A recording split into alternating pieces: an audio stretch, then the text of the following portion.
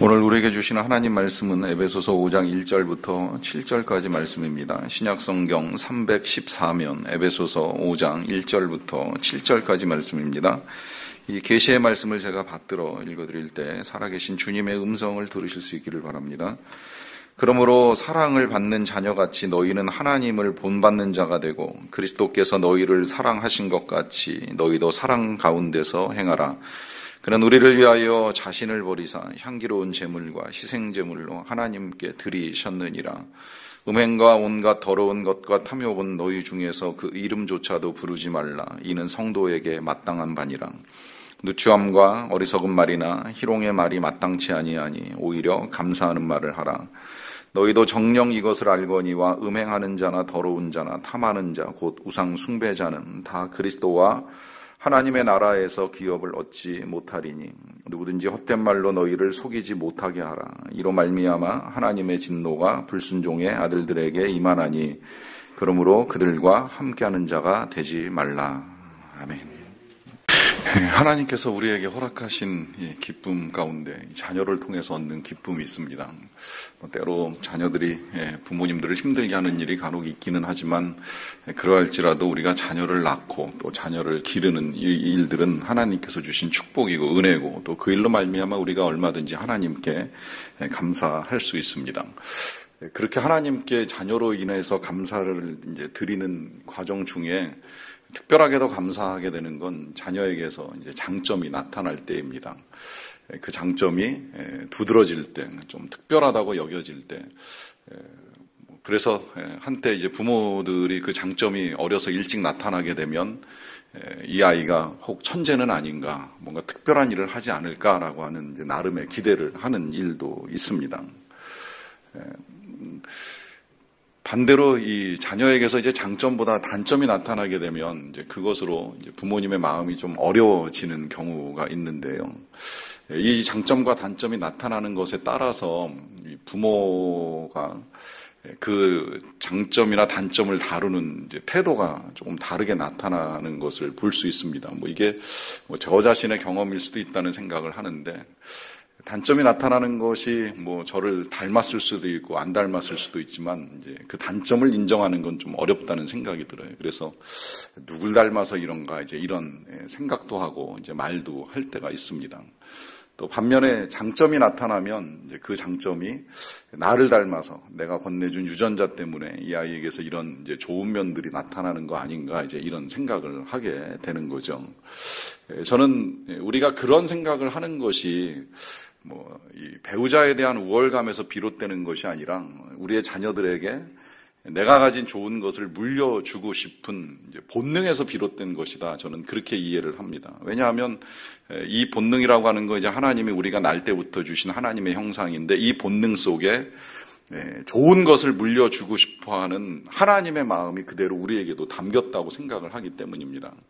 하나님은 사람을 만드실 때 하나님이 가지고 계신 좋은 것들을 그냥 그대로 다 우리에게 주고 싶어 하셨습니다. 그래서 자주 열거합니다마는 우리가 가지고 있는 창의적인 생각으로부터 지혜와 능력을 가지고 세상을 만들고 다스려 나가는 이 모든 것들을 하나님이 그대로 우리에게 주셨어요. 이제 그것 가운데에 우리에게 입술의 권세도 주셔서 우리가 말로 사람을 살리고 사람을 세우고 사람을 도와주고 하는 일을 할 수 있을 정도로 하나님이 선한 것들을 우리에게 풍성하게 허락해 주셨습니다. 그래서 우리가 이런 것들을 가지고 잘 사용하면, 주신 모든 것들을 가지고 정말 하나님의 뜻에 맞게 선하게 잘 사용하면 이제 거기서 하나님의 나라가 이루어지는 거예요. 거기서 하나님의 통치의 역사가 나타나는 겁니다.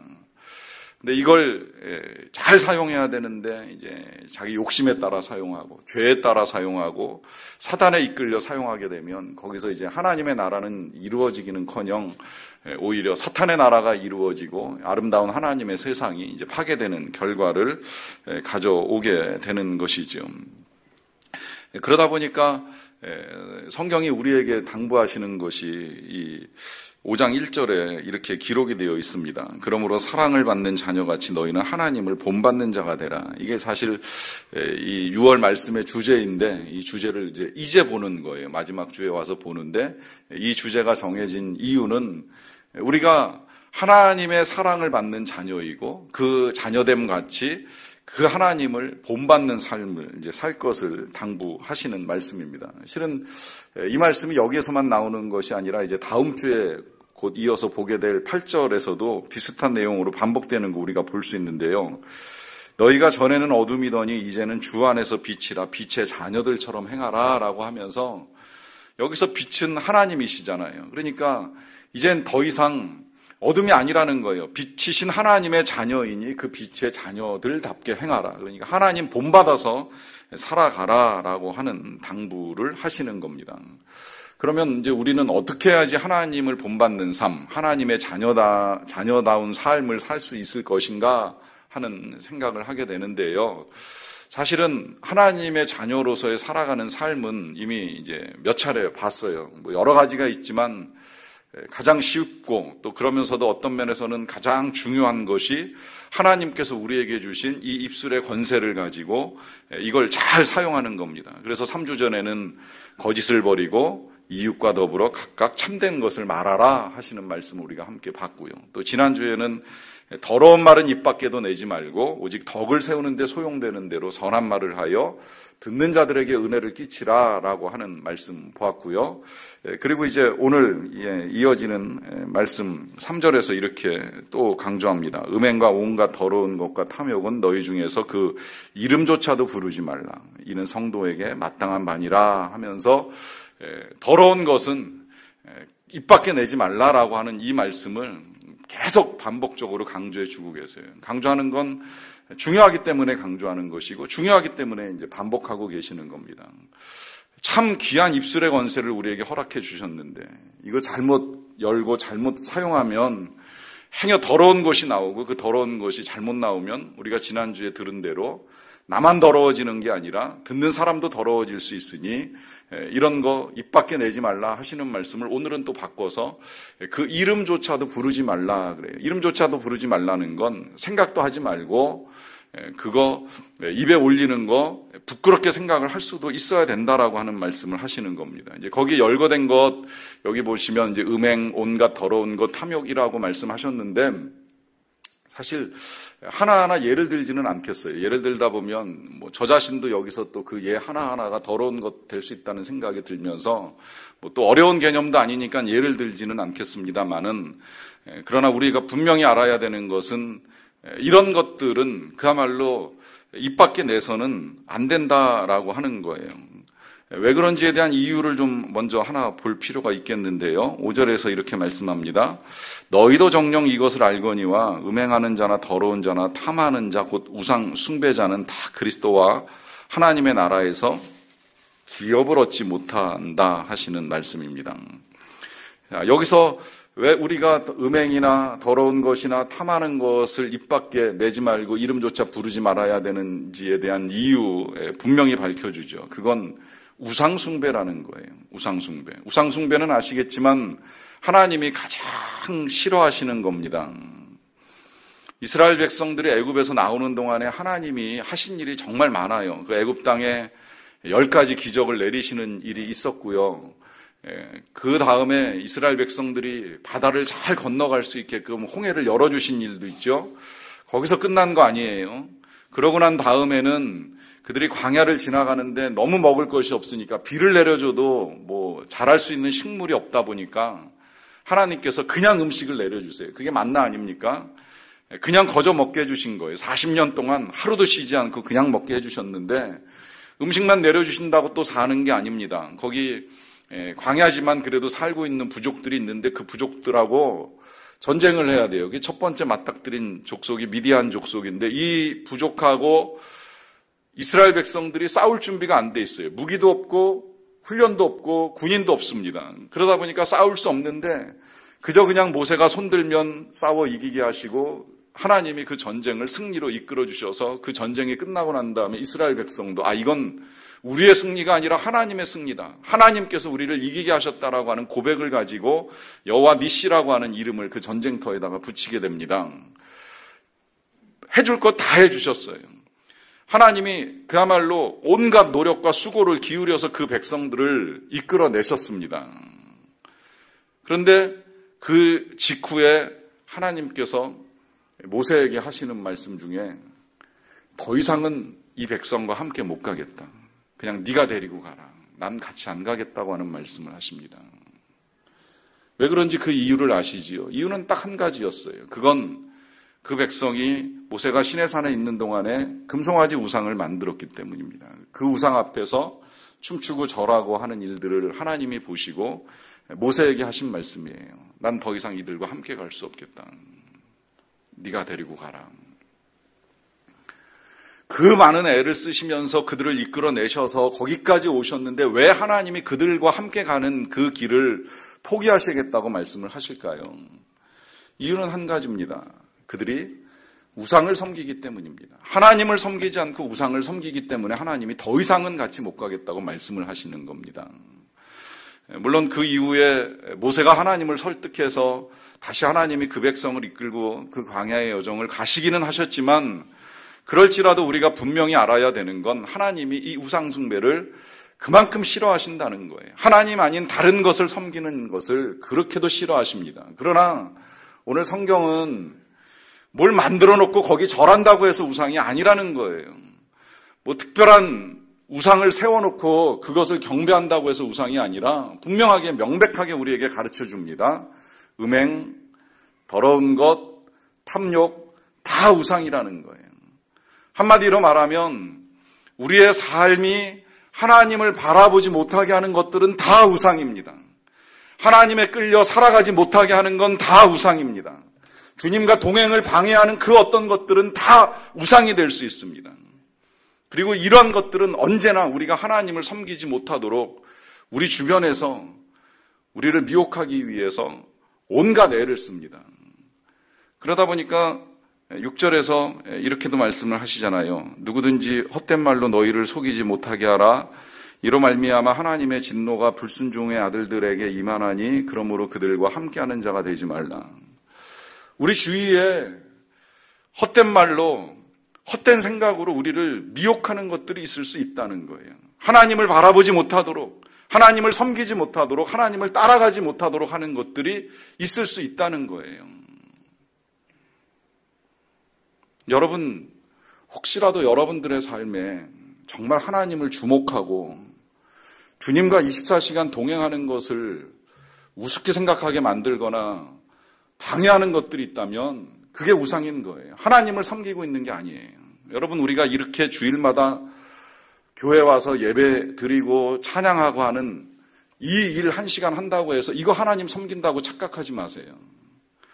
남은 시간들 속에서 우리가 하나님을 잊어버리고 하나님 아닌 다른 것에 마음 뺏기고 그게 정말 대단한 것처럼 착각하고 살아가고 있다면 그게 오늘 또 우상이 될 수 있는 거예요. 그건 사람마다 다 달라요. 직장이 우상이 될 수도 있고 돈이 우상이 될 수도 있고 사람 친구가 우상이 될 수도 있고 자녀가 우상이 될 수도 있고 자신의 명예가 우상이 될 수도 있고 내가 하고 있는 이 열심 자체도 우상이 될 수 있는 거예요. 하나님을 사랑하는 마음을 불러일으키지 않는다면, 하나님을 바라보는 것을 방해하고 있다면 어떤 것도 하나님이 기뻐하시는 일은 될 수가 없습니다. 그래서 부탁하는 겁니다. 음행이나 온갖 더러운 것이나 탐욕은 이름조차도 부르지 말라 하는 부탁을 하는 겁니다. 자, 그러면 어떻게 해야 되는지 방법 하나를 4절 말씀을 통해 보겠습니다. 누추함과 어리석은 말이나 희롱의 말이 마땅치 아니하니 오히려 감사하는 말을 하라 그래요. 여기서 누추하다라고 하는 이 말씀의 뜻은 천하고 속되다라고 하는 의미입니다. 그러니까 천하고 속된 말 마땅치 않다고 말씀하시는 거고요. 어리석은 말도 그렇고 여기 어리석은 말이라고 하는 거 뭐 희롱의 말은 이제 남을 조롱하는 말이 될 수 있는데 어리석은 말이라고 하는 건 쉽게 말하면 아무 유익이 없는 말이에요. 말하는 나한테도 별로 도움 안 되고 듣는 사람에게도 별 도움 안 되는데 굳이 안 해도 되는 이야기를 해가지고 시간을 낭비하고 영혼을 더럽히는 그 모든 말들이 실은 다 어리석은 말이 될 수 있다는 겁니다. 그러하니 이런 말들 하지 말라는 거예요. 마땅치 않다는 거예요. 그리고 오히려 당부하는 거 한 가지는 뭐냐면 감사하는 말을 하라 하는 겁니다. 왜 감사하는 말을 해야 되는지는 너무 분명하지요. 이 감사하는 말만큼이나 듣는 자들에게 은혜를 끼치는 말이 없는 거예요. 제가 일기를 쓰면서 일기를 함께 공유하는 일들이 있게 되는데, 함께 일기를 쓰시는 이제 다른 교회 목사님들 가운데 보면 감사를 하루에 한 50가지씩 이렇게 올리시는 분이 계세요. 읽어보면 진짜 읽으면서 은혜가 됩니다. 아, 이런 것도 감사할 수 있는 거였는데 난 참 모르고 살았구나 하는 생각이 들 때가 있어요. 매일같이 한 50가지 감사를 찾아서 이렇게 꾸준히 올려주시는 분이 계시는데, 그야말로 은혜를 끼쳐주고 계시는 거예요. 많은 읽는 사람들에게, 함께 읽는 사람들에게 은혜를 끼칩니다. 우리가 그렇게까지는 할 수 없지만 적어도 하루에 몇 가지만이라도 감사하는 습관을 들이고 감사를 표현하는 일을 하면 그건 굉장히 유익합니다. 왜 유익하냐면 이거 하나가 분명해요. 적어도 감사하는 그 순간만큼은 우리의 마음에 욕심이 사라집니다. 감사한다는 게 뭡니까? 만족했다는 거 아닙니까? 그게 큰 거든 작은 거든, 아, 이 작은 것 참 감사하고 만족스러운 일이네, 이제 이런 생각이 있으니까 감사하는 거죠. 그러니까 적어도 그 순간만큼은 욕심을 버리고 만족한다는 것이 감사한 일이 되는 거죠. 물론 탐욕에 따라 그 탐욕이 채워지고 나서도 감사할 수는 있어요. 그것이 좋은 건 아니지만 그래도 저는 그 순간만이라도 하나님의 은혜를 요만큼은 깨달았구나라고 하는 것 때문에 그나마 다행이다라고 생각을 합니다. 이제 그런 의미에서 우리가 감사하는 말을 한다는 것이 귀한 것이 될 수 있습니다. 다만 이제 이 감사도 한 가지 조심스러운 부분은 있어요. 이것은 내가 감사한 일이 다른 사람들을 힘들게 할 수도 있다는 겁니다. 왜냐하면 내가 감사한 건 하나님이 나에게 주시거나 응답하시거나 이루어 주신 일들로 말미암아 이제 감사를 합니다. 그러나 똑같은 일이 모든 사람에게 다 일어나지는 않습니다. 하나님이 사람을 다루시는 방식에 따라 누군가에게는 정말 즉각적으로 일어난 응답이 다른 사람에게는 시간이 많이 걸리는 일이 있을 수 있어요. 누구는 구하지도 않고 받은 것을 누구는 구해도 못 받는 일이 때로 일어납니다. 난 이것 때문에 굉장히 힘든데 누군가는 이것을 쉽게 이루어가는 것 같이 느껴지면 그 사람에게는 감사한 일이 또 다른 사람에게는 마음 힘들고 시험에 드는 일이 될 수도 있는 거죠. 전 사실 개인적으로는 목회를 하면서 정말 감사한 게 너무 많아요. 우리 교회 여러 가지 상황들이 되게 감사한데 이 감사한 이야기를 다른 교회 목회자들, 우리 뭐 동기 목사님들이나 아니면 우리 시찰 노회 목사님들 만날 때 한 번 제대로 감사하다라는 이야기 나눠본 적이 없어요. 왜냐하면 저야 받은 은혜 많아서 쉽게 감사할 수 있지만 다른 목사님들 힘들고 어려운데 괜히 제가 뭐 은혜 나눈다고 섣부르게 감사하는 말을 했다가 힘든 목사님들 마음 더 어려워지실 수 있다는 거 알기 때문에 쉽게 나누기가 정말 어렵습니다. 자, 그러면 오히려 감사하는 말을 하라고 말씀을 하셨는데 그 감사도 그렇게 쉬운 거 아니네라고 하는 생각이 들 때 그럼 우리가 어떻게 해야 되느냐라고 하는 질문 앞에 다시 돌아가서 5장 1절과 2절 좀 이어서 보면서 어떻게 해야 되는지를 찾아보겠습니다. 그러므로 사랑을 받는 자녀같이 너희는 하나님을 본받는 자가 되고, 이제 2절에서 이렇게 말씀하세요. 그리스도께서 너희를 사랑하신 것 같이 너희도 사랑 가운데서 행하라. 그는 우리를 위하여 자신을 버리사 향기로운 제물과 희생 제물로 하나님께 드리셨느니라 하면서 중요한 원리 한 가지를 이제 우리에게 가르쳐 주죠. 그건 주님께서 우리를 사랑하신 것 같이 우리도 사랑 가운데서 행하라 하시는 말씀입니다. 자, 여기서 이제 이 모든 일에 중요한 동기가 하나 나옵니다. 그것은 사랑으로 행하라는 거예요. 사랑으로. 예수님께서 우리를 사랑하신 것 같이 우리도 사랑으로 행하면 된다는 겁니다. 사랑으로. 그러니까 어떤 말을 입 밖에 내든지 어떤 행동을 우리가 하든지 뭐 어떤 봉사와 섬김의 자리에 있든지 언제나 변함없이 우리의 동기는 사랑이어야 돼요. 사랑. 여러분, 이 사랑으로 섬기는 것이 중요해서 제가 예배 때마다 자주 강조하는 덕목이기는 합니다만은, 강조하는 이유 가운데 한 가지는 우리가 똑같은 일을 계속 하다 보면 알게 모르게 이게 이제 매너리즘에 빠지는 일도 있고요. 또 처음에 가졌던 동기를 잃어버리는 일도 있습니다. 그래서 그냥 해오던 대로 그 일을 반복하는 일이 있어요. 이걸 이제 우리 같은 사역자를 두고 이야기하자면, 사역을 처음 출발할 때, 신학 공부를 시작할 때라든지 아니면 목사 안수를 받을 때 하나님의 사랑에 감격합니다. 그리고 그 감격을 가지고 이제 일평생 어떻게 섬겨야지 이제 이런 생각을 가지고 그 일을 시작을 해요. 그런데 정작 교회에 와가지고 이제 이 사역이 반복되는 일이 있잖아요. 예배를 인도하고 설교를 하고 신방을 하고 교인들을 만나고 하는 일들이 반복되다 보면 이 반복되는 일상들 속에서 동기를 잊고 그냥 그 일상을 반복하는 일들이 일어날 수 있다는 거예요. 그러다 보면 사랑으로 그 일을 감당하고 있는 것이 아니라 그냥 하던 대로 감당하고 있는 거예요. 오늘 기도원 협회에서 오셨는데 귀한 사역을 하고 계시는 분들이에요.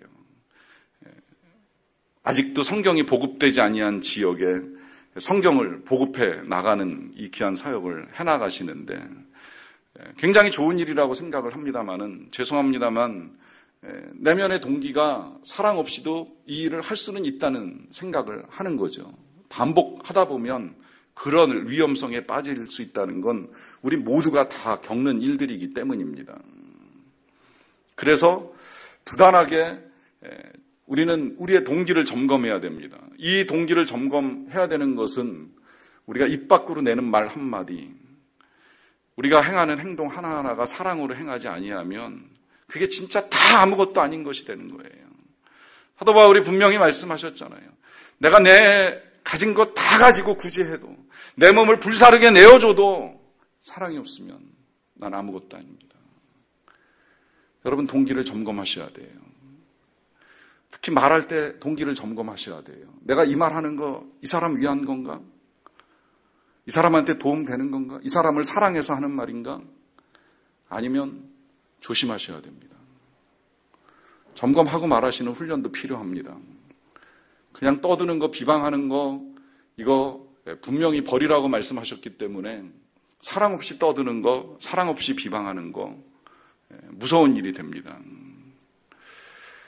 이 사랑이 어떤 사랑이냐라고 하는 것을 조금 전에 읽었던 2절 말씀에서 그리스도께서 너희를 사랑하신 것 같이 너희도 사랑 가운데서 행하라라고 하는 말씀을 하셨는데, 어떻게 사랑하셨는가에 대해서는 그 뒤에 설명을 붙여놨어요. 그는 우리를 위하여 자신을 버리사 향기로운 제물과 희생제물로 하나님께 드리셨다 그래요.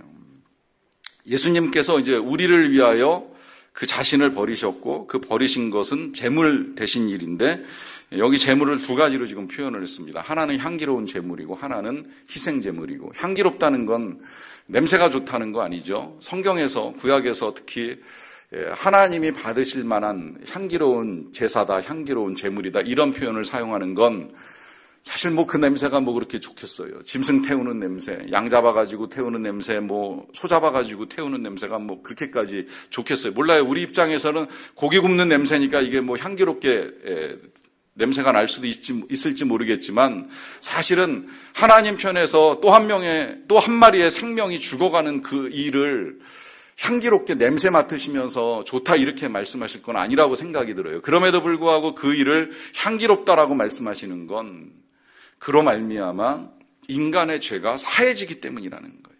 인간의 죄가 사해지기 때문에. 이게 하나님께서 가장 기뻐하시는 일이에요.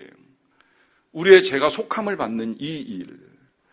그러니까 사실 우리 예수님이 십자가에서 죽으시는 일은 그야말로 희생제물인데, 우리를 위한 죽음을 죽으시는 건데, 그 죽음이 절대 하나님이 기뻐하실 만한 일이 아닌데, 그 일을 하나님이 기뻐하시는 향기로운 제물로 받으신 이유가 무엇이겠습니까? 그렇게 예수님이 제물로 드려지심으로 저와 여러분들의 모든 죄가 다 사해졌기 때문에 이 일을 하나님이 기뻐하시고 향기롭다라는 표현을 사용을 하시는 거예요. 그렇다면 그 일을 믿고 그 일로 말미암아 내가 용서함을 받고 내가 사랑을 받았다. 그 사랑을 받음으로 말미암아 하나님의 자녀가 되었고 그리스도께서 나를 사랑하셨다라고 하는 이 사실을 알고 있는 사람들이라고 한다면 사랑으로 행하라, 이렇게 부탁을 하시는 겁니다. 자, 그 사랑으로 행하는 건 그럼 어떻게 해야 되느냐라고 했을 때, 이제 우리가 지금까지 들었던 말씀을 이렇게 이제 묶어서 생각을 해보면, 결국은 하나님을 본받는 거고 예수님을 본받는 겁니다.